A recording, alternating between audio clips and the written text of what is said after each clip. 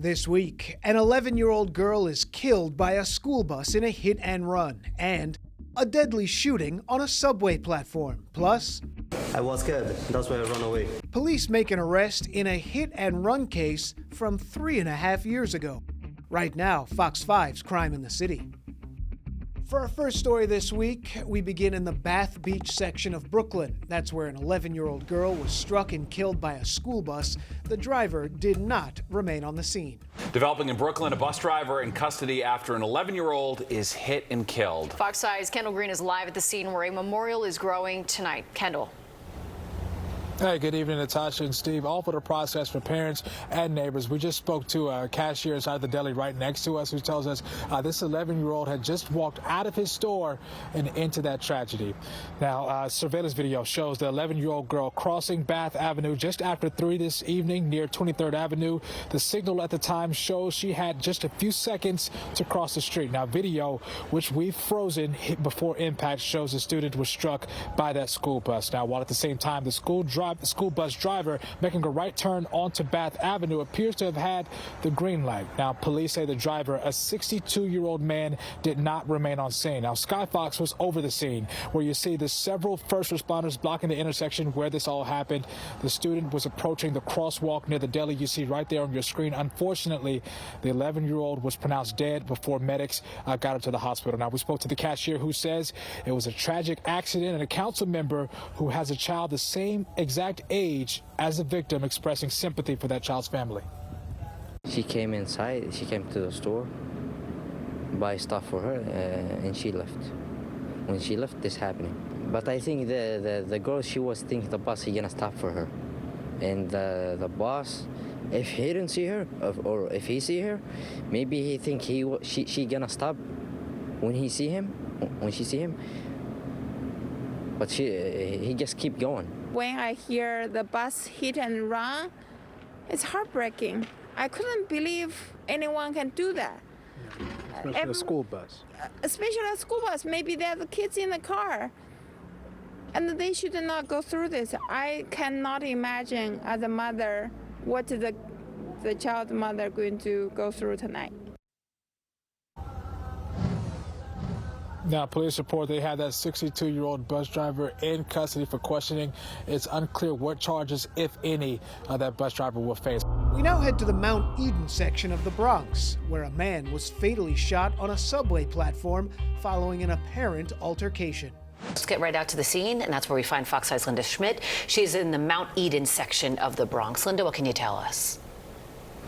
Okay, hey, I'm sorry. I'm just getting some information from law enforcement here as they're walking by, giving me some information. Anyway, this happened about 3 o'clock this afternoon, and as a result now, a 41-year-old man is dead. Take a look right here behind me. You can see this happened at the 170th Street station, the B&D line, and it happened on the platform. Excuse me, sir, give me a moment. We'll be with you in just a moment.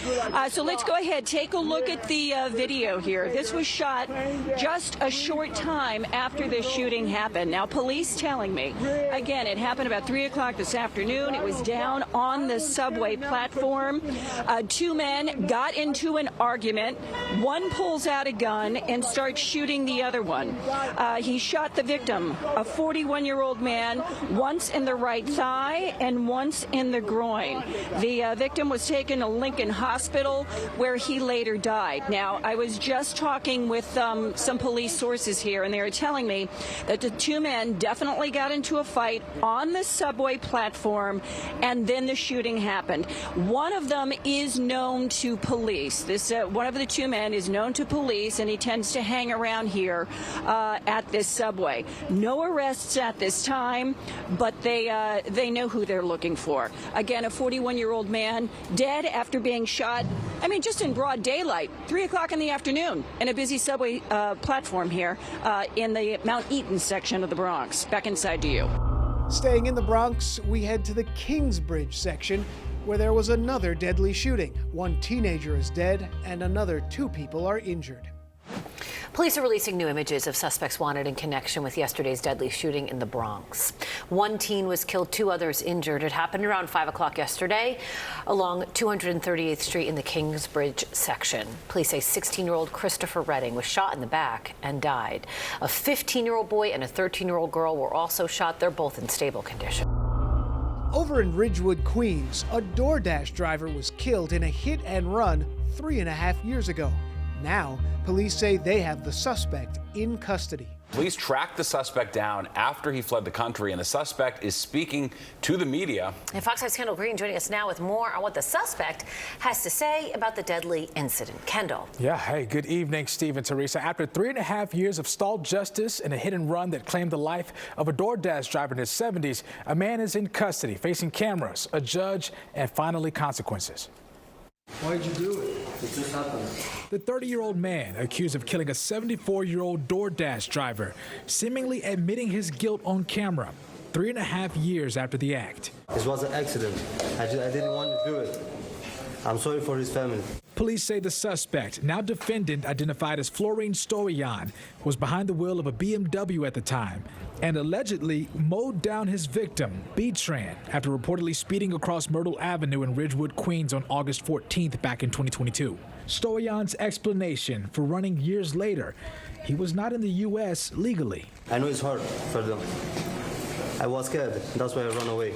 But I didn't mean to do it. That defendant obviously had no thoughts of helping that victim, no thoughts of his family that he leaves behind, and no thoughts of facing the consequences for his actions. NYPD Lieutenant Jack Singh reports the delivery driver B-Tran was just wrapping up his shift at the time of the deadly incident. Authorities later located the BMW connected with the homicide investigation set on fire. That same blaze engulfed several homes less than a mile away from the initial scene. Officials say Stoyan fled to Canada before making his way to Ireland, then the Netherlands, and finally Germany. He never planned on paying for his actions and didn't think once about the victim or his family. He was recently released from a 3-year prison sentence in Germany under the name Slako Razmias, believed to be his real name. His time spent in German custody associated with pickpocketing. All of that before he was extradited back to New York to face a judge for that deadly hit and run in Queens. Whether if you run across the street or you run across the globe, as was in this case, New York City Police Department is not going to stop, right? We're going to advocate for our victims. If you committed such a heinous crime, we're going to go to the ends of the earth to make sure you're caught. A Queens County judge remanded Stoyan and ordered him to return to court in April, where he'll face a slew of charges, including manslaughter, criminally negligent homicide, assault, and arson. If convicted, he could face more than 25 years in prison. Next, we travel to Midtown Manhattan, where a man was fatally shot inside a convenience store. Fox 5's Lisa Evers live on the scene. Lisa, what is the very latest with this? Well, Bianca, it was a terrifying scene here on 8th Avenue this morning. NYPD detectives are looking for a man who fatally shot another man inside the convenience store here. They say that he went up to the victim, opened fire at close range after they had some sort of physical altercation and argument, and shot him. And by the time EMS got there, he was dead. Now take a look at this video we're going to show you right now. The NYPD tells us the violence erupted about 10:30 this morning inside of a 7-Eleven store on 8th Avenue at 39th Street in Midtown. My police sources tell me that the two men began arguing, possibly over a drug deal. They were physically shoving each other, that type of thing, but then the argument got extremely heated and then turned deadly. The suspect, police say, pulled a gun and fired at the victim, striking him in his neck. Here's what some of the people in this neighborhood are telling us. I'm not from here, so that's kind of scary. It's kind of scary to know that gun violence is still so prevalent, even when you're just walking down the street at 10:30 in the morning in a pretty busy, safe neighborhood. 10:30 in the morning is crazy, I'm not gonna lie. It's too early. I guess both of them guys ain't had their coffee or something. I don't know what they was mad about, you know, but, you know, life move on, you know? It's sad that happens in our city. Now, the NYPD tells us that the shooter got away on foot along 8th Avenue here. They say that he was wearing a green jacket with a black backpack and black jeans or black pants.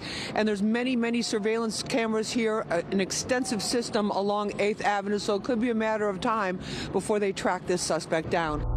Down in Lower Manhattan, a judge set a trial date in Luigi Mangione's state murder case as the accused CEO killer had a heated outburst. Fox's Michelle Ross saw it all. She joins us live right now. What happened? Yeah, it was an entertaining day to say the least. But Luigi Mangione was escorted outside of the courtroom. This was at the end, so it wasn't like the outburst caused it. It was as he was walking out, and he said 1 + 1 = 2. This is the same trial twice. This is double jeopardy by any common sense definition. And this came, of course, after the judge set that trial date for June 8th.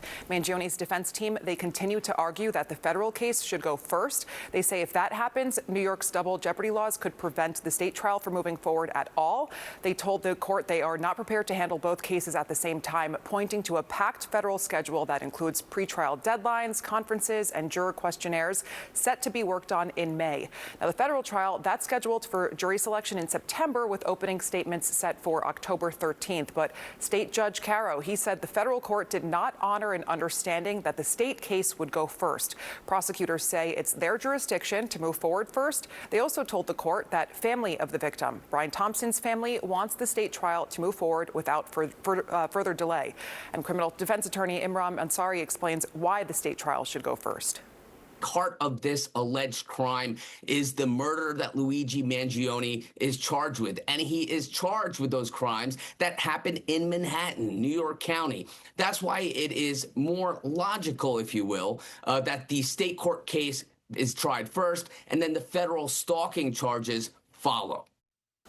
Right now, the next court date is in May, when Judge Caro is expected to share his ruling on whether evidence from the backpack search will be allowed in court. Right now, it's allowed for the federal case. They have the green light on that. And finally, we leave the city for Long Island and another cold case arrest.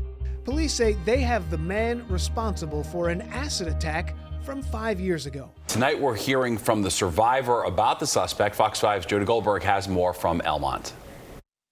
When they made the arrest and they said the name, I've never heard that name in my life. Nearly 5 years after a stranger threw sulfuric acid in her face, Nafia Ikram is finally hearing something she never thought she would. An arrest made in the case. The 26-year-old now knows who prosecutors say did it, but she still doesn't know why she was targeted. I was even sitting in that courtroom. It felt like I was just in a dream. 29-year-old Terrell Campbell of Brooklyn is responsible, according to police who say it was back in March of 2021 when a masked man, now identified as Campbell, got out of a red Nissan Altima, approached Ikram as she got home from work, threw acid from a cup, and then ran away. We found searches asking, how do I remove sulfuric acid from my car's fabric? On the street in the night like a hitman assassin. Try to run up and have your face burning acid. Prosecutors also say the aspiring rapper wrote a song about throwing acid like a hitman assassin. And while they stop short of sharing a motive, they say new information from the community, along with cooperation from tech companies, helped identify Campbell. This animal will serve his time in jail where he deserves to be. Campbell pleaded not guilty to charges including assault and possession of a noxious substance. His attorney didn't comment, but his dad, when asked if he had anything to say, gave reporters the middle finger. Ikram endured countless reconstructive and life-saving surgeries, but the attack, she says, hasn't broken her spirit. I've realized that just being a good person and being true to who I am, no matter what, is where Terrell lost and where his downfall was. Now Campbell's being held without bail. He's due back in court next week and faces up to 25 years in prison if convicted. As for the district attorney, she says more arrests can be made. Nafia continues to pray. I'm Dan Bowens, and that's this week's Crime in the City.